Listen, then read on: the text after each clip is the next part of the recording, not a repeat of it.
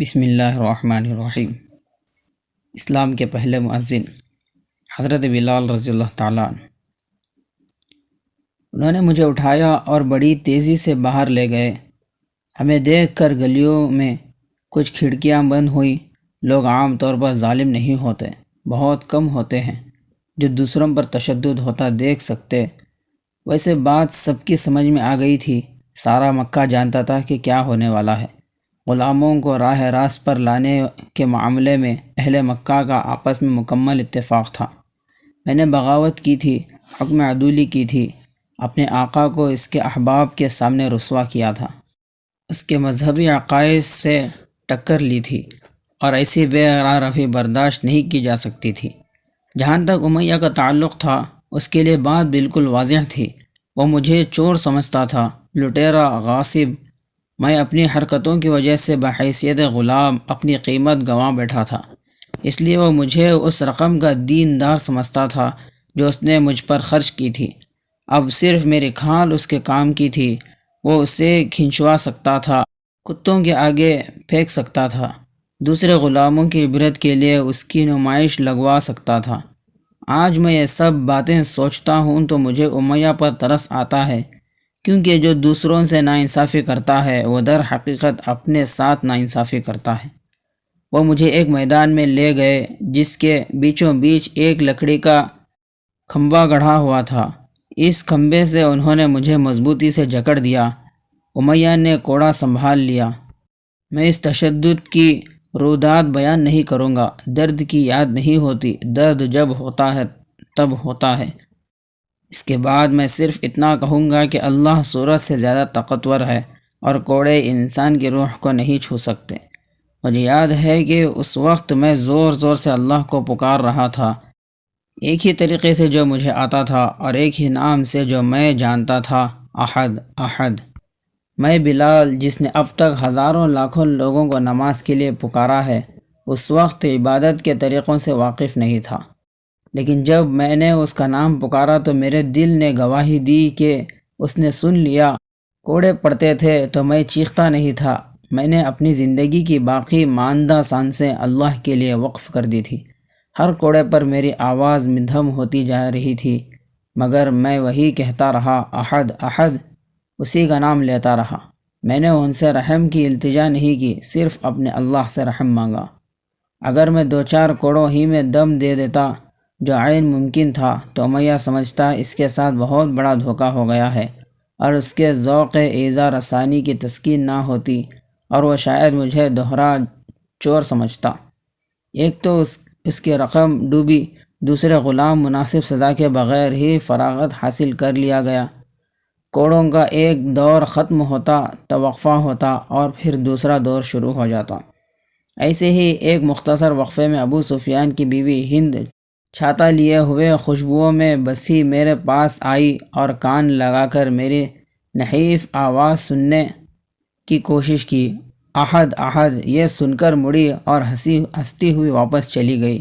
ہند کی ہنسی بڑی مترنم تھی، یہ غلام تو وعظ کر رہا ہے۔ اور پھر مجھ پر کوڑے برسنے لگے، 1 2 3، نہ ختم ہونے والا سلسلہ۔ میں نے اکثر سوچا ہے کہ شاید اس دن میں درخت پر پڑے کسی جھولے پر جھولتا ہوا موت کے دامن میں پہنچ گیا، لیکن ایسا نہیں تھا۔ موت کیا ہوتی ہے یہ صرف وہی جانتے ہیں جو حقیقتاً مر جاتے ہیں۔ البتہ اتنا ضرور کہوں گا کہ میں ہر درد سے آزاد ہو چکا تھا، مجھے کسی تکلیف کا احساس نہیں رہا۔ یوں لگتا تھا کہ اپنی دانست میں مجھ پر ظلم کرنے والے میری دنیا سے بہت دور کہیں اپنے ظلم میں مصروف ہیں۔ یہاں تک کہ جب انہوں نے مجھ پر تپتی ہوئی چٹانیں رکھیں جن کے بوجھ تلے میری موت یقینی تھی، تو مجھے صرف اتنا محسوس ہوا کہ انہوں نے ایک کھیل ختم کر کے دوسرا شروع کر دیا ہے۔ میں ان کی پہنچ سے باہر جا چکا تھا، ان کی حرکتیں مجھے احمقانہ لگ رہی تھی، مجھے وہ ایسے لگ رہے تھے جیسے عکاظ کے میلے پر ناچنے والی بھیڑیں۔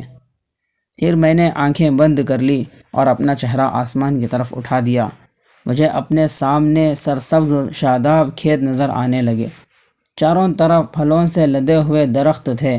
میں نے بہتے جھرنوں کی گھنگھناہٹ سنی، مجھے اپنے اوپر ایک روح پرور سائے کا احساس ہونے لگا۔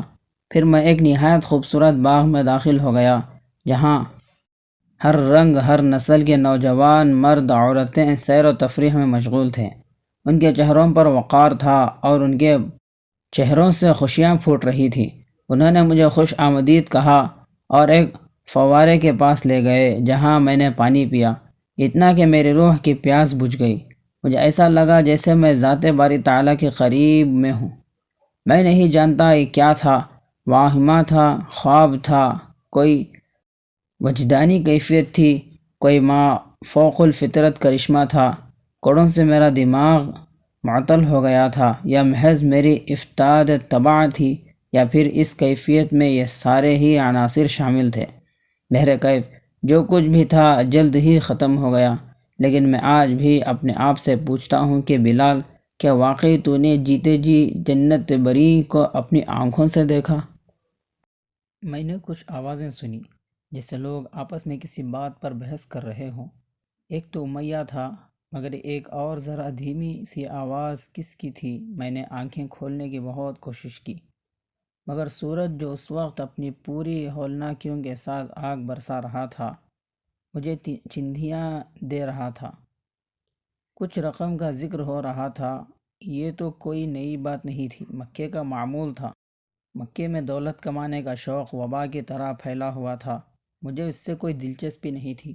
میرا جی چاہ رہا تھا میں دوبارہ سو جاؤں اور پھر غلام کی حیثیت سے کبھی نہ جاگوں، کبھی نظر نہ آؤں ان لوگوں کو، کبھی ان کی آوازیں نہ سنوں۔ اب میں وہ جان گیا تھا جو آج سے پہلے نہیں جانتا تھا۔ اللہ رحیم و کریم جب کسی کو اس دنیا سے اٹھاتا ہے تو اس کے عمل میں نرمی ہوتی ہے، لیکن انسان جب اپنی کسی ساتھی کی جان لینا چاہتا ہے تو اس کے لیے نہایت اذیت ناک منصوبے بناتا ہے، مگر اس وقت بھی اللہ اپنے بندوں کے شامل حال رہتا ہے۔ میری اس آزمائش کی گھڑی میں وہ میرے ساتھ بھی تھا۔ اسی نے اس آزمائش پر پورا اترنے کے لیے مجھے ایک خاص شعور دے کر اپنے کرم سے نوازا۔ اب میرے کانوں میں ایک تیسری آواز آئی، بڑی جانی پہچانی آواز۔ ابو جہل مجسم اختیار بنے تحکمانہ انداز میں کہہ رہا تھا، یہ ہمارے اسوا کے خلاف ہے کہ غلام کو سزا ختم ہونے سے پہلے خریدا یا بیچا جائے۔ میں نے اپنے حواس قائم کرنے کی کوشش کی۔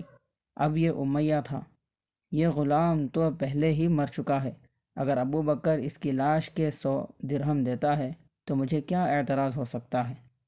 ابو بکر: اچھا، تو یہ تھی وہ دھیمی سی آواز جو میں نے کچھ دیر پہلے سنی تھی، مگر ابو بکر یہاں کیا کرنے آئے ہیں؟ دھوپ کی شدت کے باوجود میں نے آنکھیں کھولی، اور اس چھوٹے سے عمل کے لیے مجھے لگا میں نے اپنے سارے جسم کا زور لگا دیا۔ دھوپ کے دہکتے جہنم کے اس پار سے مجھے امیہ کی آواز آئی۔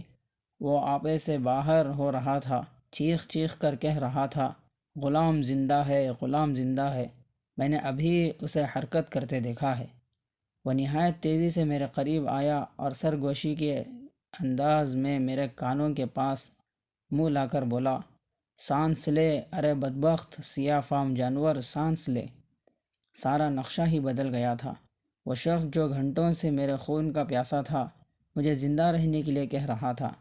دیکھا جائے تو زندگی میں ہنسی کم اور ہنسنے کے مواقع زیادہ ہوتے ہیں۔ امیہ پھر کچھ کہہ رہا تھا۔ ابو بکر، غلام نے اپنے جسم کی حرکت سے اپنی قیمت چڑھا لی ہے۔ اب 100 میں نہیں 200 میں سودا ہوگا۔ 200 درہم میرے حوالے کرو اور لے جاؤ اسے۔ میرے اوپر رکھے ہوئے بھاری پتھر ہٹائے گئے، میری مشقیں کھول دی گئیں۔ بلال ایک بار پھر بکا، ایک بار پھر خریدا گیا، لیکن اس بار صرف 1 منٹ کے لیے ایک نوجوان نے مجھے سہارا دے کر اٹھایا۔ میری آنکھیں خون اور آنسوؤں سے اتنی دھندلائی ہوئی تھیں کہ مجھے اس کا چہرہ نظر نہیں آیا۔ کچھ دیر میں میری نظریں ٹھہری تو میں نے اسے پہچان لیا۔ یہ زید رضی اللہ تعالیٰ عنہ تھے، محمد کے منہ بولے بیٹے۔ زید نے کہا، بلال، اب تم غلامی سے آزاد ہو۔ میں خاموش رہا۔ اس ایک فقرے کے بعد میں کہہ بھی کیا سکتا تھا؟ ادھر امیہ لہک لہک کر اپنی رقم گن رہا تھا۔ اس کی ہنسی تھی کہ تھم نہیں رہی تھی۔ ابن ابو قحافہ، تم نے اس کے 200 درہم دے دیے ہیں۔ میں تو اسے 100 پر بھی بیچنے کو تیار تھا۔ اس پر ایک قہقہا گونجا۔ اب میں نے ابو بکر رضی اللہ تعالیٰ عنہ کو دیکھا، ایک شخص جس کا چہرہ قندیل کی طرح روشن تھا۔ ابو بکر رضی اللہ تعالیٰ نے فرمایا، امیہ، دھوکہ میں نے نہیں، تم نے کھایا ہے۔ مجھ سے پوچھو تو یمن کی بادشاہی بھی اس کے سامنے کچھ نہیں۔ کیا میری قیمت واقعی اتنی بڑھ گئی تھی؟ میری ٹانگیں لرز رہی تھی، چلنا تو درکنار میں کھڑا نہیں ہو سکتا تھا۔ ابو بکر نے مجھے ایک بازو سے پکڑا، زید نے دوسرے سے، اور مجھ نیم مردہ کو آدھا راستہ چلاتے اور آدھا تقریباً گھسیٹتے ہوئے لے گئے۔ 5 دن تک میں ابو بکر رضی اللہ تعالیٰ عنہ کے گھر ایک تاریک کمرے میں بے ہوش پڑا رہا۔ کبھی تھوڑی دیر کے لیے ہوش بھی آ جاتا تھا، مگر زیادہ عرصہ بے ہوشی طاری رہتی تھی۔ میرے بستر کے گرد سرگوشیاں کرتے ہوئے مجھے مرہم لگاتے، تیل ملتے اور میرے بدن پر ٹھنڈے پاہے رکھتے۔ ایک بار مجھے ہوش آیا تو میں نے کمرے کے ایک گوشے سے کسی کو عبادت کرتے دیکھا اور پھر بے ہوش ہو گیا۔ 6 دن صبح کے وقت میں چند قدم اٹھانے کے قابل ہو گیا۔ میں اپنے قدموں پر چل کر باہر کھلی فضا میں آیا تو ابو بکر رضی اللہ تعالیٰ عنہ کی خوشی کی انتہا نہ رہی۔ انہوں نے فوراً ایک بکری بلا کر میرے سامنے اس کا دودھ دوہ کر مجھے پلایا۔ پھر وہ بولے، اللہ کے رسول صلی اللہ علیہ وسلم متواتر 3 دن تک تمہارے کمرے میں جا کر تمہاری صحت کی دعا کرتے رہے جب تک تمہارا بخار نہیں اترا۔ انہوں نے دعائیں جاری رکھی۔ تمہاری صحت پر وہ اتنے خوش تھے کہ میں نے کبھی کسی کو اتنا خوش نہیں دیکھا۔ وہ کہتے تھے، بلال اسلام میں داخل ہو گیا ہے، کل ہم دونوں ان کی خدمت میں حاضر ہوں گے۔ ابو بکر رضی اللہ تعالیٰ عنہ مجھ سے پہلے بھی 6 غلاموں کو آزاد کرا چکے تھے، جن میں عامر بن فہیرہ رضی اللہ تعالیٰ عنہ جیسے لوگ بھی شامل تھے۔ کچھ لوگ کہتے ہیں میں دائرہ اسلام میں داخل ہونے والا 7واں شخص تھا، کچھ کہتے ہیں 9واں، لیکن میرے لیے یہی بہت ہے کہ میں سابق الاولین میں تھا۔ بہت بڑا اعزاز تھا یہ ایک بے نوا غلام کا۔ میری اوقات ہی کیا تھی، میں وہی تو تھا جو ایک پتھر کے نیچے پڑا پایا گیا تھا۔ دوسرے دن ابو بکر رضی اللہ تعالیٰ عنہ مجھے ان کی خدمت میں لے گئے۔ ان کی کشادہ پیشانی ان کے عالی طرفی اور نجابت کا مظہر تھی۔ ان کی مسکراہٹ روح میں خوشبو کی لہر دوڑا دیتی تھی۔ ان کی خوبصورت متناسب آنکھوں کی سیاہی میں گہرے بادامی رنگ کی ہلکی سی آمیزش تھی۔ ہاتھ ملاتے تھے تو مضبوطی سے اور اس وقت تک گرفت ڈھیلی نہیں کرتے تھے جب تک کہ دوسرا ان کا ہاتھ نہیں چھوڑ دیتا تھا۔ زمین پر ان کے قدم اتنے ہلکے پڑتے تھے کہ لگتا تھا پانی پر چل رہے ہیں۔ پیچھے دیکھنے کے لیے مڑتے تھے تو گویا ان کا سارا جسم ساتھ مڑتا تھا۔ یہ محمد صلی اللہ علیہ وسلم تھے، اللہ کے رسول۔ جب میں پہلی مرتبہ ان سے ملا تو وہ تنکوں کی ایک سادہ سی چٹائی پر اپنے عمزاد یعنی چچا زاد بھائی علی رضی اللہ تعالیٰ عنہ کے ساتھ بیٹھے تھے۔ انہوں نے مجھے دیکھا تو ان کی آنکھیں بھر آئیں۔ علی رضی اللہ تعالیٰ عنہ نے، جو اس وقت بچے تھے، ان کا ہاتھ تھام کر کہا، آپ کیوں رو رہے ہیں؟ یہ کوئی برا آدمی ہے کیا؟ نہیں علی، نہیں، یہ وہ شخص ہے جسے اللہ کی خوشنودی حاصل ہوئی ہے۔ یہ کہہ کر محمد صلی اللہ علیہ وسلم جلدی سے اٹھے اور مجھ سے بغل گیر ہو گئے اور مجھے گلے لگائے لگائے فرمایا، بلال، جب تک دنیا قائم ہے یہ بات یاد رکھی جائے گی کہ اسلام کی راہ میں اذیت برداشت کرنے والا پہلے شخص تم تھے۔ ان کے گرم گرم آنسو میرے چہرے پر گر رہے تھے۔ جب سے میرے ماں باپ اللہ کو پیارے ہوئے تھے، یہ پہلے شخص تھے جن کے محبت بھرے آنسو میں نے اپنے چہرے پر محسوس کیے تھے۔ مجھے یوں لگا جیسے مجھے کسی نے ایک گڑھے کی تہ سے بحفاظت باہر نکال لیا ہو، لیکن اس کے باوجود میرے لیے یہ لمحہ خوشی کا نہیں تھا۔ میری خوشی کا کیا محل تھا جب محمد صلی اللہ علیہ وسلم اشکبار تھے۔ کائنات کا سب سے پاک صاف دل میری وجہ سے غمزدہ ہوا تھا۔ یہ بات میرے فہم سے باہر ہے کہ نصارہ اس بات میں کیا خوشی محسوس کرتے ہیں کہ حضرت عیسیٰ علیہ السلام ان کے لیے روئے تھے۔ مجھ ناچیز کی سمجھ میں تو یہی آتا ہے کہ کسی پیغمبر کو رنجیدہ کرنا کوئی خوشی کی بات نہیں ہے۔ سب مجھے کہتے ہیں کہ نبی نے تیرے لیے آنسو بہائے، تجھے بہت بڑا مرتبہ حاصل ہوا، تو نے بڑی منزلت پائی، لیکن مجھے ان سے اختلاف ہے۔ محمد صلی اللہ علیہ وسلم نے میرا بازو پکڑا اور مجھے اپنے ساتھ چٹائی پر بیٹھنے کے لیے کہا۔ اس بات پر میں چونک گیا۔ کہاں وہ عالی نسب، میں آج تک قریش کے کسی فرد کے سامنے نہیں بیٹھا تھا۔ میرا منصب یہ تھا کہ میں ان کے روبرو جاؤں تو ایستادہ رہوں۔ ایک ہی چٹائی پر ان کے ساتھ بیٹھنے کا تو میں تصور بھی نہیں کر سکتا تھا۔ میں انتہائی تذبذب کے عالم میں کہ محمد صلی اللہ علیہ وسلم نے اپنے مخصوص مشفقانہ انداز میں میری مدد فرمائی۔ دیکھو بلال، اگر تم بیٹھو گے نہیں تو علی ہم کو اپنے کھیل نہیں دکھائے گا۔ میں بیٹھ گیا۔ زندگی میں پہلی مرتبہ اہل منصب کے پہلو میں ایک ہی چٹائی پر، اور یہی سے میرے 22 سالہ رفاقت کا آغاز ہوا، جس کی بنا پر مجھے صحابی رسول کہلانے کا شرف حاصل ہوا۔ 22 سال پر محیط شب و روز کا یہ ساتھ حضور کی زندگی کے آخری لمحے تک رہا۔ اس تمام عرصے میں ان کے ساتھ بیٹھا، ان کے ساتھ اٹھا اور ان کے ساتھ چلا، ان کے ساتھ سفر کیے۔ مدینہ منورہ میں انہیں صبح نماز کے لیے بیدار کرنے کی سعادت بھی میرے مقدر میں آئی۔ صبح جب میں اذان کے لیے جاتا تو پہلے ان کو بیدار کرتا تھا، ان کے حجرے کے دروازے پر ہلکے سے دستک دیتا اور کہتا، یا رسول اللہ، نماز کا وقت ہو گیا ہے۔ ہاں، میں صحابی رسول تھا، اور یہ وہ مرتبہ ہے جس پر شاہان عالم رشک کرتے تھے۔ اس دن جب میں ان کے ساتھ چٹائی پر بیٹھا تو بیٹھا کیا، عرش کی بلندیوں تک اٹھ گیا۔ جب علی اپنے کھیل دکھا رہے تھے تو سارا گھر خوشیوں سے معمور ہو گیا تھا۔ وہ پھلانگتے تھے، کودتے تھے، قلہ بازیاں لگاتے تھے الٹی سیدھی، اور پھر ہوا میں اچھلتے تو حضور صلی اللہ علیہ وسلم ان کو ہوا ہی میں پکڑ کر اپنے بازوؤں میں لے لیتے۔ بچوں کو ان سے بڑا پیار تھا، وہ ان کی طرف کھینچے چلے آتے تھے۔ ایسا لگتا تھا کہ ان کے اندر کوئی موسیقی ہے جسے صرف بچے ہی سن سکتے تھے۔ وہ لوگوں سے ان کی عمر اور مزاج کی مناسبت سے گفتگو کرتے تھے، بچوں سے بچوں کی باتیں، بچوں کے لطیفے، بچوں کے مذاق، اور بڑوں سے بڑوں کی دلچسپی کی باتیں۔ ایک دن مدینے میں نماز پڑھنے تشریف لائے تو شانوں پر ایک چھوٹی سی بچی کو سوار کرایا ہوا تھا۔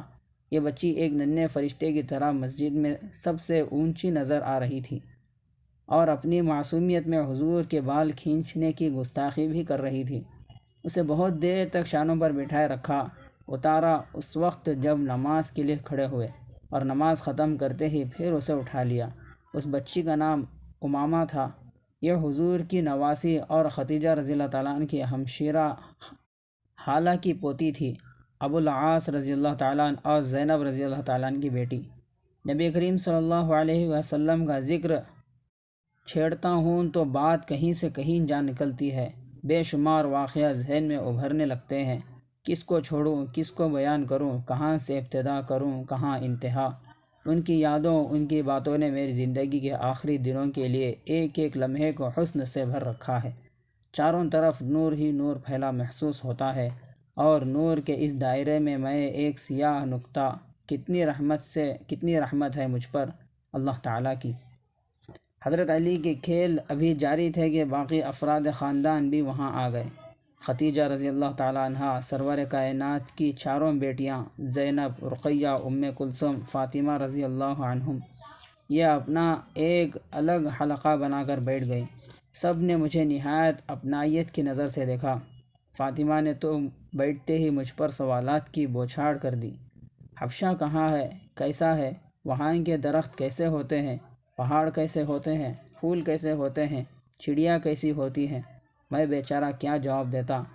میں نے تو حبشہ کبھی دیکھا ہی نہیں تھا۔ ادھر ادھر کے جواب دیتا رہا۔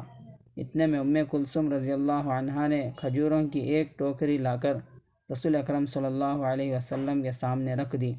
حضور صلی اللہ علیہ وسلم نرم نرم پکی پکی کھجوریں انگلیوں سے دبا دبا کر دیکھتے اور مجھے دیتے جاتے، خود کھانے کے لیے جو کھجور بھی ہاتھ میں آتی کھلا لیتے۔ پھر حضرت خدیجہ رضی اللہ عنہا نے ہمارے لیے بکریوں کا تازہ دودھ منگوایا۔ خدیجہ رضی اللہ تعالیٰ عنہا اپنے شوہر سے 15 سال بڑی تھی۔ دراز قد، خوش و خرم، خوش مزاج، پروقار، اس عمر میں بھی وہ ایک خوبصورت خاتون تھی۔ وہ 25 سال تک حضور صلی اللہ علیہ وسلم کے عقد میں رہیں، اور جب تک انتقال نہیں فرمایا حضور صلی اللہ علیہ وسلم نے دوسرا نکاح نہیں کیا اور نہ کبھی اس خواہش کا اظہار فرمایا۔ خدیجہ رضی اللہ تعالیٰ عنہ کے انتقال کے وقت رسالت مآب صلی اللہ علیہ وسلم کی عمر 50 سال تھی۔ دونوں کا آپس میں بے حد پیار تھا، زندگی بڑی خوشیوں میں بسر ہو رہی تھی، لیکن مکمل خوشی تو شاید انسان کے مقدر ہی میں نہیں ہوتی۔ ان دونوں کو بھی ایک غم تھا، ان کے کوئی اولاد نرینہ بھی نہیں تھی۔ 2 بیٹے پیدا ہوئے تھے، قاسم اور عبداللہ، لیکن ان کا صغر سنی میں ہی انتقال ہو گیا تھا۔ اب دن ڈھلنے لگا، سائے دراز ہوتے جا رہے تھے، باہر تھوڑی سی ہوا چلنی شروع ہو گئی تھی اور مکہ جو دھوپ کی حدت میں دم سادے پڑا تھا، آہستہ آہستہ بیدار ہونے لگا تھا۔ مکہ ہوا کے جھونکوں سے بیدار ہوتا ہے، گرمی میں اتنی گھٹن ہوتی ہے کہ سانس لینا بھی دوبھر ہو جاتا ہے۔ ہوا چلی تو سب نے گہرے گہرے سانس لے کر اس کا خیر مقدم کیا۔ رسول کریم صلی اللہ علیہ وسلم نے فرمایا، چلو باہر بیٹھتے ہیں، صحن میں موسم خوشگوار ہوگا۔ میں اٹھنے کو تو اٹھ گیا، لیکن اٹھتے ہی مجھے احساس ہوا کہ میں تو تقریباً اپاہج ہوں۔ میں اپنا بوجھ نہیں سنبھال پا رہا تھا، لڑکھڑا کر گرنے ہی والا تھا کہ ابو بکر رضی اللہ تعالیٰ نے لپک کر مجھے سہارا دیا اور اپنے بازوؤں میں سنبھال کر مجھے دوبارہ بٹھا دیا۔ خدیجہ رضی اللہ تعالیٰ عنہ نے یہ صورتحال دیکھی تو بیٹیوں کو آواز دے کر کہا کہ کمبل اور گرم تیل لے آئیں، لیکن محمد صلی اللہ علیہ وسلم کے پاس ایک اور علاج تھا۔ انہوں نے فرمایا، اٹھنے کی کوشش کرو بلال، خون کو گردش میں آنے دو۔ یہ کہہ کر انہوں نے اپنا ہاتھ میرے ہاتھ میں دیا۔ میں اپنی ٹانگیں سیدھی نہیں کر پا رہا تھا، ان پر وزن ڈالنے کا تو سوال ہی نہیں تھا۔ انہوں نے آہستہ آہستہ مجھے کھینچ کر اٹھانے کی کوشش کی اور میں ان کا ہاتھ تھامے اوپر اٹھتا چلا گیا۔ اس بار جب میں کھڑا ہوا تو اپنا سارا درد وہیں چٹائی پر ہی چھوڑ آیا۔ یہ نہ سمجھیے گا یہ کوئی معجزہ تھا، محمد صلی اللہ علیہ وسلم کبھی معجزے نہیں دکھاتے تھے، انہیں بیماروں کو شفا یاب کرنے کا کوئی دعویٰ نہیں تھا۔ وہ مردوں کو زندہ نہیں کرتے تھے، پانی پر چل کر نہیں دکھاتے تھے، لوہے کو پانی پر تیرا کر لوگوں کو حیرت میں مبتلا نہیں کرتے تھے، اور نہ زخموں سے نڈھال غلاموں کا درد رفع کرنے کے لیے کوئی اعجاز دکھاتے تھے۔ اس شام بھی جب انہوں نے مجھے اٹھایا اور ان کے ہاتھ کسی لمس سے میرا سارا درد دور ہو گیا، تو انہوں نے کوئی معجزہ نہیں دکھایا تھا، وہ ان باتوں سے بہت بلند تھے۔ انہوں نے صرف اتنا کیا کہ مجھے اپنی تکلیف کو برداشت کرنے کی طاقت عطا کی۔ یہ ان کا وصف تھا کہ وہ ہر شخص کے اندر چھپی ہوئی قوتوں اور صلاحیتوں کو دیکھ لیتے تھے اور اسے ان کا شعور دیتے تھے۔ جیسے انہوں نے محسوس کیا کہ ہر شخص کے اندر فطری طور پر رحم کا جذبہ موجود ہے، تو انہوں نے سب کو اس کا ادراک کرا دیا، اور اس طرح انسان کی یہ فطری خوبی ابھر کر سامنے آ گئی اور زندگی کا روزمرہ بن گیا۔ محمد صلی اللہ علیہ وسلم کامل بشریت کے دائرے میں زندگی گزارتے تھے، ان کی ولادت بھی دائرہ بشریت میں ہوئی، ان کی وفات بھی۔ یہ بات اپنی جگہ مسلم ہے کہ اللہ نے ان کو وہ کچھ مرحمت کیا جو پہلے کسی نبی کے حصے میں نہیں آیا۔ اللہ نے انہیں قرآن کریم عطا کیا، اور یہی کلام الہی جو ہمیں نبی کریم صلی اللہ علیہ وسلم کی وساطت سے ملا، سب سے بڑا معجزہ ہے۔ چلتے چلتے انہوں نے دھیمی آواز میں کہا، بلال، تم اللہ کو کس طرح جانتے ہو؟ میرا دل اللہ کی شہادت دیتا ہے۔ وہ میرے جواب سے مطمئن نہیں ہوئے۔ چند قدم اور چلے تو میں نے مزید کہا، میں اللہ کو جانتا ہوں، لیکن پھر بھی نہیں جانتا، کیا اللہ تلاش سے مل سکتا ہے؟ وہ خاموش قدم بڑھاتے رہے، میں ان سے ذرا پیچھے تھا، شاید انہوں نے میرا سوال نہیں سنا تھا۔ پھر وہ رکے اور اپنے سارے جسم کے ساتھ نہایت دلکش انداز میں مڑتے ہوئے بہت اپنائیت اور تعلق کے لہجے میں مجھ سے مخاطب ہوئے۔ ہاں بلال، تلاش سے، اس کی عبادت کرنے سے، اس کی حمد و تصویف کرنے سے، اور اس کے بندوں کے ساتھ ہمدردی کرنے سے اللہ تعالیٰ اپنے بندے کے قریب ہو جاتا ہے۔ لیکن ہمیشہ یاد رکھنا، بندہ اللہ کو نہیں پاتا، اللہ تعالیٰ خود بندے کو تلاش کرتا ہے۔ ایمان بندے کی اپنی صفت نہیں، اللہ کا عطیہ ہے۔ ان کے چہرے پر عجیب استقامت اور طمانینت تھی، لہجے میں یقین کی قوت جھلکتی تھی۔ میں اللہ کا پیغمبر ہوں اور مجھے علم ہے کہ اللہ تک رسائی کا راستہ اسلام ہے۔ اس یادگار دن میں اسلام کا لفظ میں نے دوسری مرتبہ سنا تھا، مگر ابھی تک اس لفظ کا اصل مفہوم مجھ پر واضح نہیں تھا۔ ویسے ہر بار سننے کے بعد اس لفظ کے معنی میں وسعت پیدا ہوتی جاتی تھی۔ انہوں نے میری بے عملی اور کم مائیگی کو محسوس کیا اور میرے کندھے پر ہاتھ رکھ کر فرمانے لگے، اسلام کا مطلب ہے اپنے آپ کو اللہ لا شریک لہ کی مرضی کے تابع کر لینا۔ اسلام کا مطلب ہے سب انسانوں کے ساتھ نیک سلوک کرنا، خواہ وہ کسی رنگ، کسی نسل، کسی منصب کے ہوں۔ اسلام نوع انسان کی مساوات کا پیغام ہے۔ اسلام انسان کے لیے اللہ تعالیٰ کا منتخب کیا ہوا دین ہے۔ انہوں نے میرے کندھے سے ہاتھ اٹھا لیا اور شرمیلے سے انداز سے منہ پھیر لیا۔ شاید انہیں خیال آیا ہو کہ انہوں نے ایک کندھے ناتراش سے بہت کچھ بہت جلدی کہہ دیا۔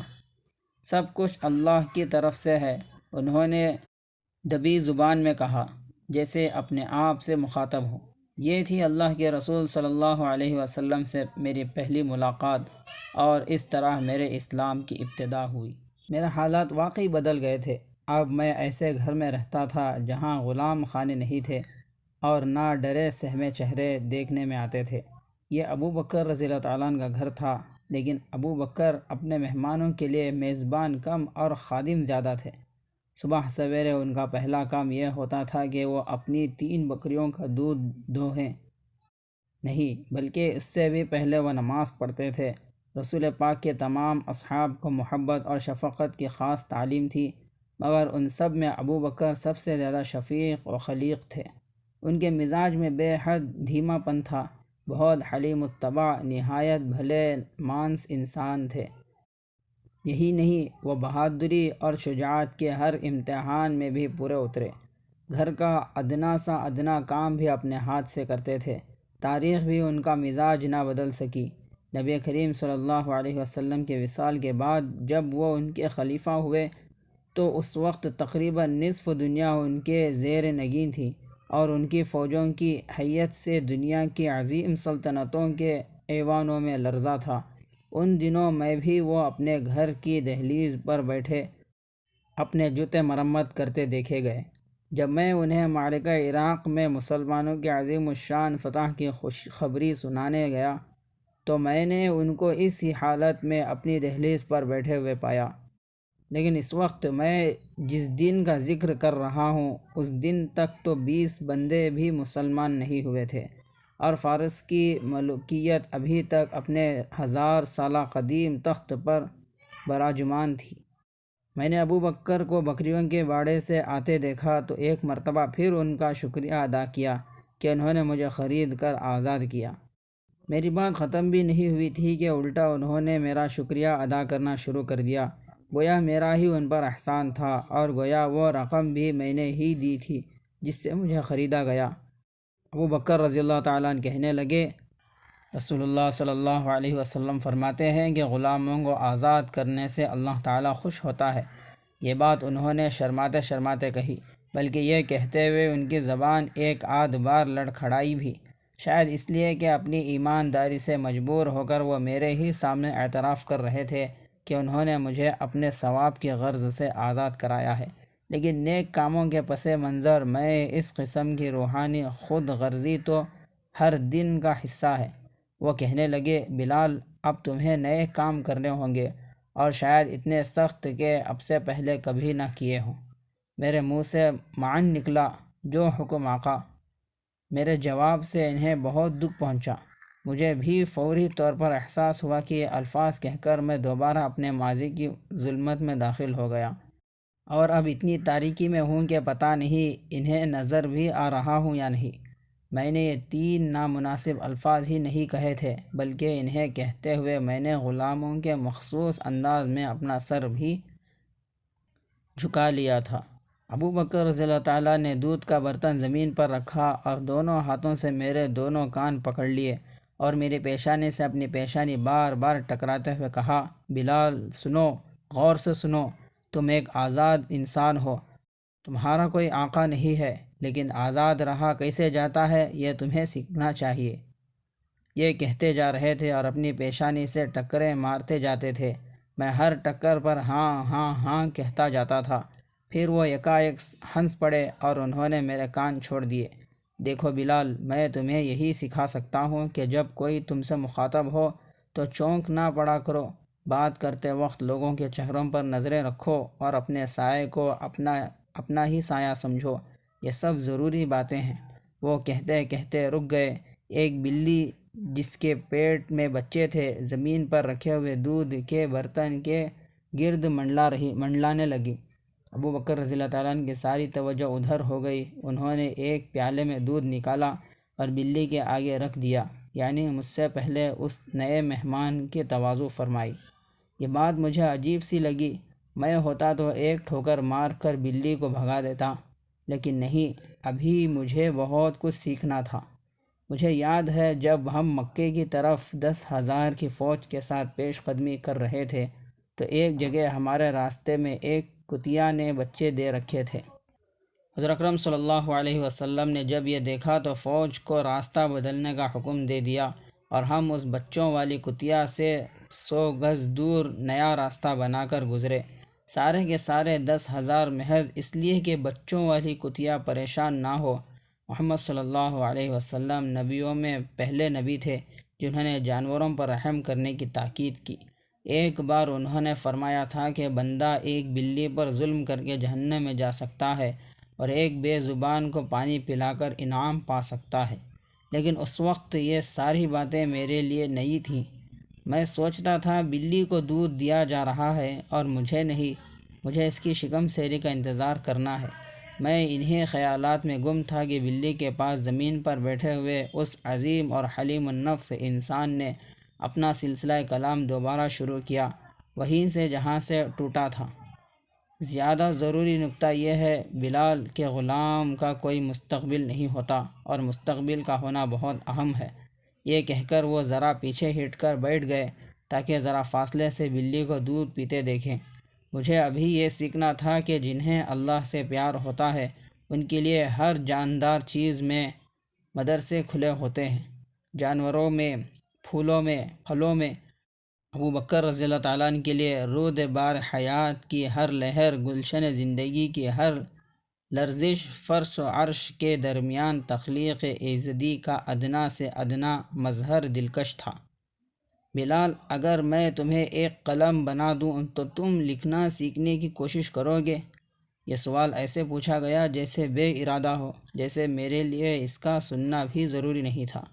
حالانکہ یہی نادانستہ سوال میرے لیے غلامی سے قطعی نجات کا پیش خیمہ تھا۔ غلامی سے اصل رہائی میں نے ابو بکر کی تربیت سے پائی۔ انہوں نے اس رقم سے نہیں جس سے انہوں نے مجھے خرید کر آزاد کیا تھا۔ گویا ابو بکر کا حقیقی احسان وہ تھا جو انہوں نے مجھے دیا، وہ نہیں جو انہوں نے میرے لیے دیا۔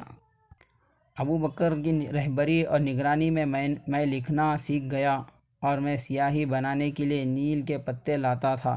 مغرب سے فجر تک انہیں پانی میں بھگوئے رکھتا، پھر صبح انہیں کوٹتا اور کوٹ کر سائے میں سکھا لیتا اور کھال پر لکھتا تھا، درختوں کی چھال پر لکھتا تھا، بھیڑ کے کندھے کی سوکھی ہڈی پر، گیلی زمین پر، راکھ پر، پتھروں پر، غرض ہر اس چیز پر جس پر لکھا جا سکتا تھا۔ چلتے پھرتے میں ہوا میں بھی انگلیوں سے کچھ نہ کچھ لکھتا رہتا تھا۔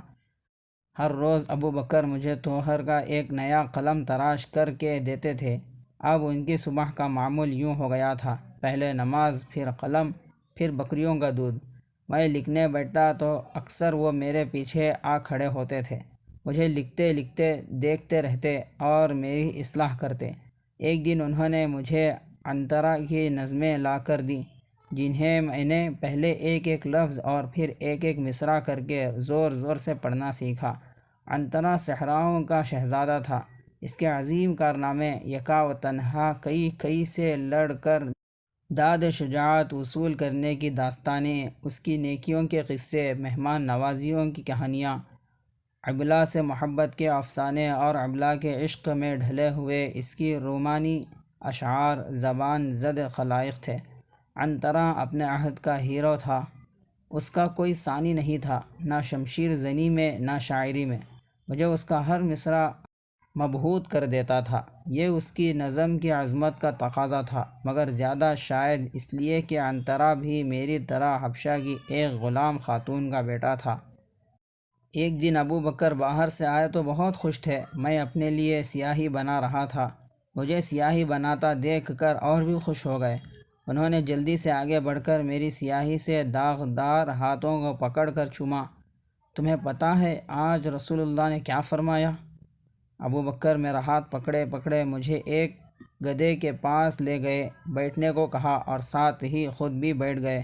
جو خبر وہ لے کر آئے تھے اس کے لیے اتنا اہتمام ضروری تھا۔ جب ہم بیٹھ گئے تو انہوں نے کہا، طالب علم کی سیاہی شہید کے خون سے زیادہ قیمتی ہے۔ یہ رسول صلی اللہ علیہ وسلم کے الفاظ ہیں۔ میں اٹھا اور میں نے اپنے دونوں ہاتھ سیاہی کے برتن میں ڈبو دیے، پھر ہاتھ باہر نکالے اور بہت دیر تک انہیں دیکھتا رہا، سیاہی پر سیاہی۔ اب میں آپ کو محمد صلی اللہ علیہ وسلم کی ابتدائی زندگی کے بارے میں چند باتیں بتاتا ہوں۔ جو کچھ میں نے دیکھا سنا، اللہ تعالیٰ نے اپنے آخری پیغمبر کو غریب اور یتیم پیدا کیا۔ محمد صلی اللہ علیہ وسلم کے والد عبداللہ نے کبھی اپنے فرزند جلیل کو گود میں نہیں اٹھایا۔ محمد صلی اللہ علیہ وسلم ابھی شکم مادری ہی میں تھے کہ عبداللہ کا انتقال ہو گیا۔ اپنے بیٹے کے لیے انہوں نے جو ترکہ چھوڑا وہ بھی کیا تھا؟ 5 نحیف و نزار اونٹ اور چند بھیڑیں۔ محمد صلی اللہ علیہ وسلم عام الفیل میں واقع فیل سے 50 یا 25 دن بعد مکے میں پیدا ہوئے تھے، مجھ غلام کی پیدائش سے 12 سال پہلے۔ صبح کا وقت تھا اور بہار کا موسم، ربیع الاول کی 9 یا 12 تاریخ تھی۔ پیدائش کے دن کے متعلق انہوں نے میرے سامنے ایک اعرابی کو بتایا تھا کہ ان کی ولادت پیر کے دن ہوئی تھی۔ عیسوی تاریخ کے مطابق سن 570 تھا یا 571 عیسوی، مہینے پر بھی اختلاف ہے۔ زیادہ لوگوں کا خیال ہے کہ اپریل کی آخری تاریخیں تھیں۔ کہتے ہیں کہ ولادت محمد صلی اللہ علیہ وسلم کی رات عرش الہی پر ایک جشن بپا ہوا تھا۔ کچھ لوگوں سے میں نے سنا کہ اس رات انہوں نے آسمان پر قندیلیں روشن دیکھی تھی۔ یہ بھی سنا ہے کہ اس رات فرشتے نظر آئے تھے جو آسمان پر شادمانی کے گیت گا رہے تھے۔ لوگوں سے یہ بھی سنا ہے کہ ولادت محمد کے ساتھ فارس کے 1000 سالہ قدیم آتش کدے کا دائمی شعلہ بجھ گیا۔ لوگوں سے یہ بھی سنا ہے کہ اس رات فردوس بری سے ایک کبوتر نیچے اترا تھا جس کی منقار جواہرات سے مزین تھی۔ اس نے حضرت آمنہ کے شکم مبارک پر اپنے پر رگڑے اور وہ زچگی کی تکلیف سے معمون ہو گئی۔ حضرت عیسیٰ علیہ السلام کی پیدائش کے موقع کی بھی ایسی بہت سی باتیں سنی ہیں۔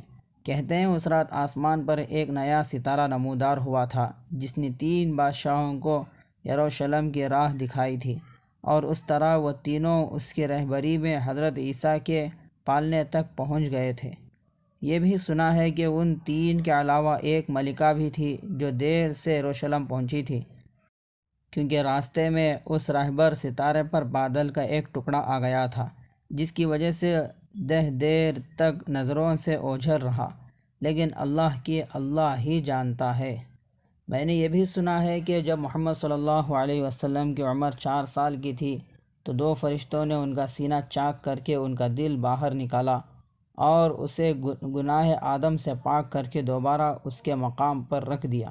نہ انہیں کوئی تکلیف محسوس ہوئی، نہ جسم پر کوئی نشان رہا۔ اس واقعے کا راوی ایک بچہ بتایا جاتا ہے جو اس وقت محمد صلی اللہ علیہ وسلم کے ساتھ کھیل رہا تھا۔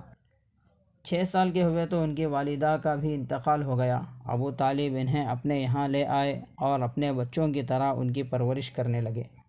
ابو طالب کو ان سے بہت محبت تھی۔ ایک مرتبہ وہ انہیں ایک تجارتی قافلے میں اپنے ساتھ شام بھی لے گئے تھے۔ اس سفر کے بارے میں بھی کئی معجزات مشہور ہیں۔ کہتے ہیں ان پر ایک بادل کا ٹکڑا سایہ کیے رہتا تھا۔ یہ بھی سنا ہے کہ بحیرہ نامی ایک عیسائی راہب نے جب یہ دیکھا تو اسے حیرت ہوئی۔ پھر اس نے ان کے شانوں کے درمیان مہر نبوت دیکھی جو ایک بڑے سکے کے برابر تھی۔ یہ آنے والے پیغمبر کی نشانیاں تھیں جو بحیرہ نے اپنی کتابوں میں پڑھی تھی۔ یہ دیکھ کر اس نے ان کی نبوت کی پیشن گوئی کر دی تھی۔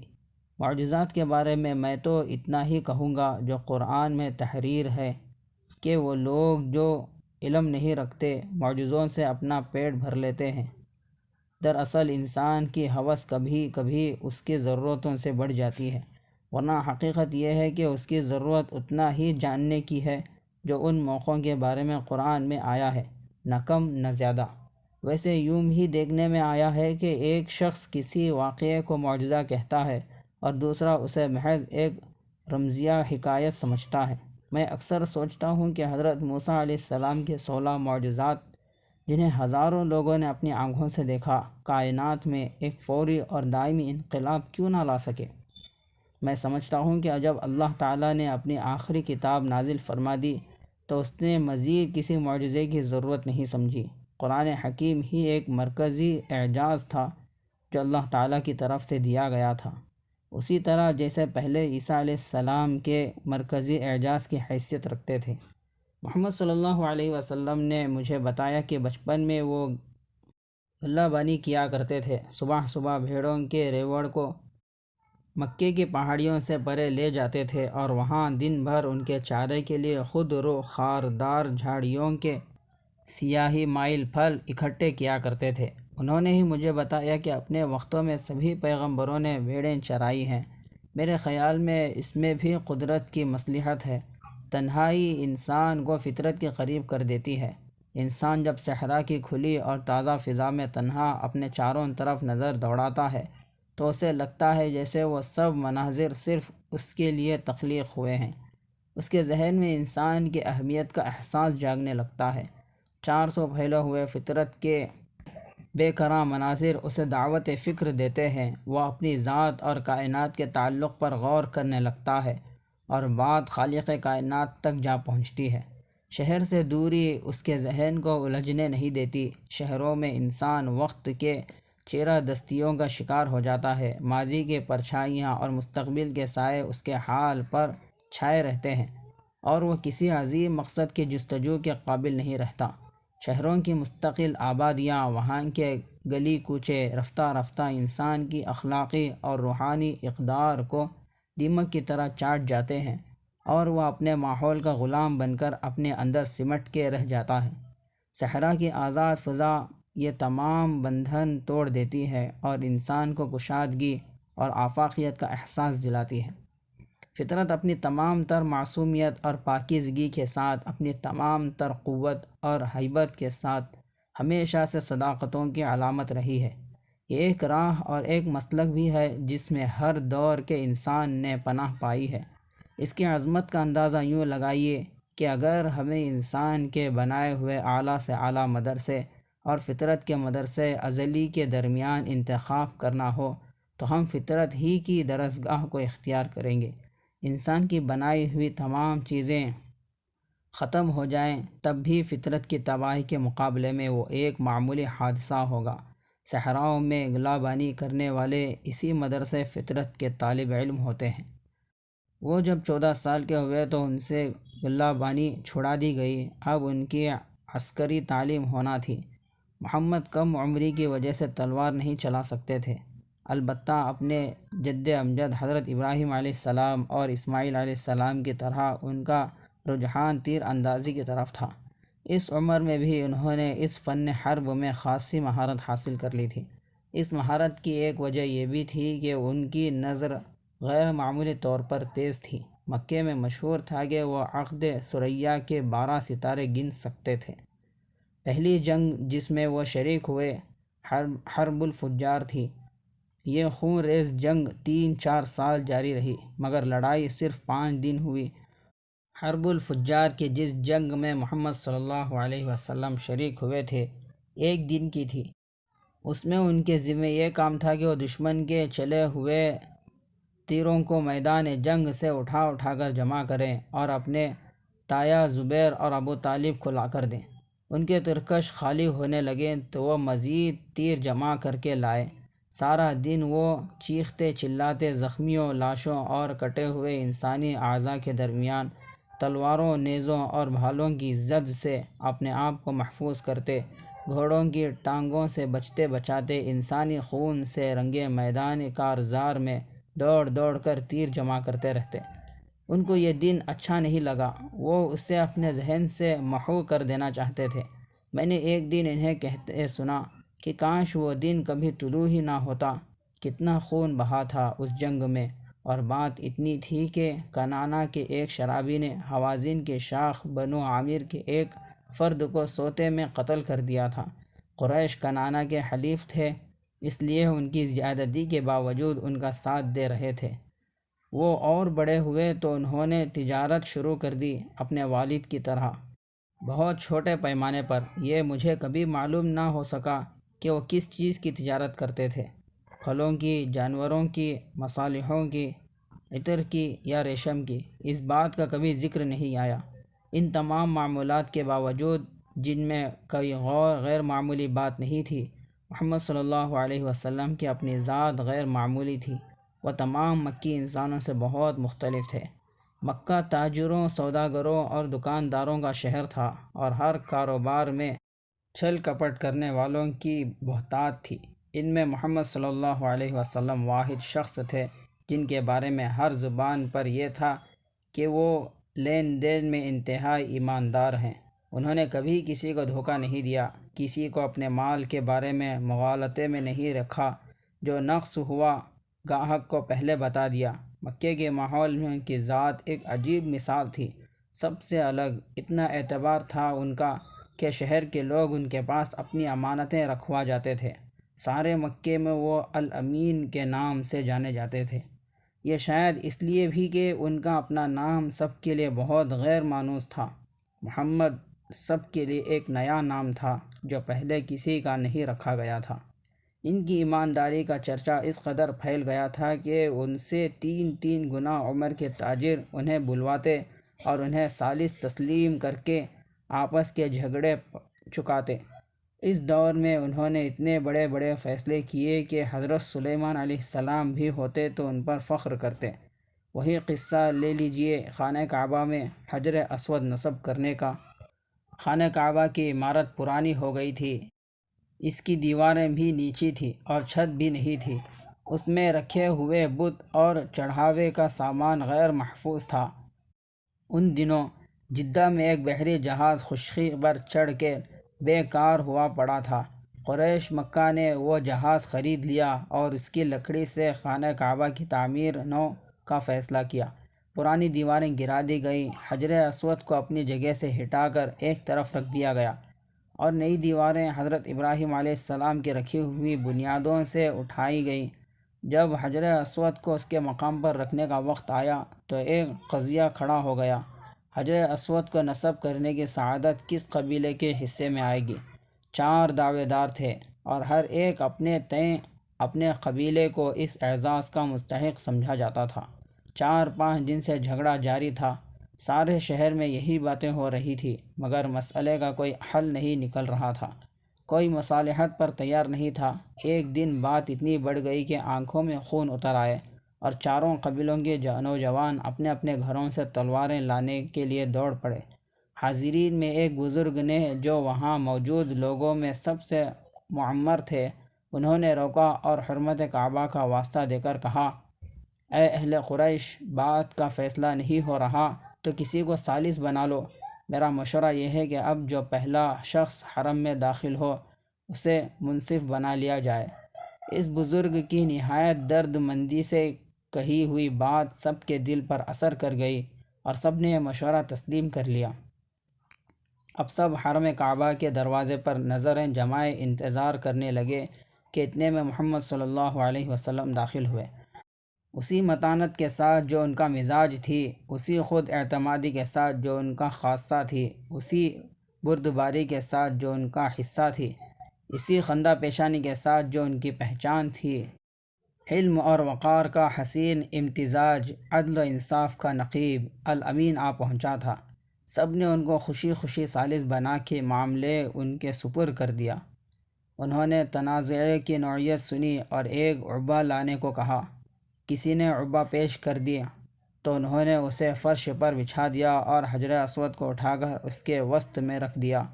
اس کے بعد انہوں نے چاروں قبیلوں کے ایک ایک فرد کو دعوت دی کہ وہ عبا ایک ایک کونا سنبھال لیں اور سب مل کر اسے حجر اسود سمیت بیک وقت اوپر اٹھائے۔